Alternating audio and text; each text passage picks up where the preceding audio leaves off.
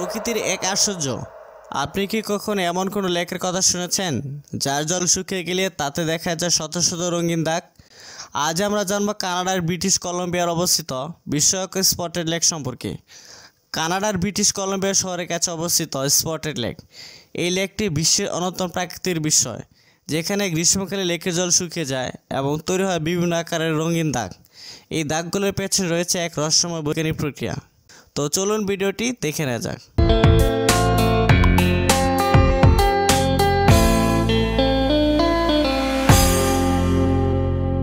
Spotted লেকের দাগগুলো মূলত লেকের পানিতে থাকা উচ্চমাত্রার খনিজ পদার্থের কারণে সৃষ্টি হয়। গ্রীষ্মের সময় যখন জল বাষ্পীভূত হয়, তখন লেকের তলদেশে থাকা খনিজ পদার্থগুলো বিভিন্ন রঙের ছোট ছোট পুলে পরিণত হয়। স্পটেড লেকের এই দাগগুলো প্যাটার্নের পেছনে রয়েছে খনিজ পদার্থের অবদান। এই খনিজ পদার্থের মধ্যে রয়েছে ক্যালসিয়াম, সালফেট এবং ম্যাগনেসিয়াম। পুলগুলোর রং নির্ভর করে তাদের মধ্যে থাকা বিভিন্ন খনিজ ঘনত্বের উপর। স্পটেড লেক শুধুমাত্র একটি প্রাকৃতিক বিষয় নয়, এটি স্থানীয় আদিবাসী জনগোষ্ঠীর জন্য একটি পবিত্র স্থান। আদিবাসী লোকেরা এই লেককে বহু বছর ধরে ঔষধি এবং আধ্যাত্মিক গুণসম্পন্ন বলে বিশ্বাস করে আসছেন। তারা মনে করেন যে এই লেকের জল এবং মাটি নিরাময় ক্ষমতা রাখে, বিভিন্ন রোগ নিরাময়ে সাহায্য করে।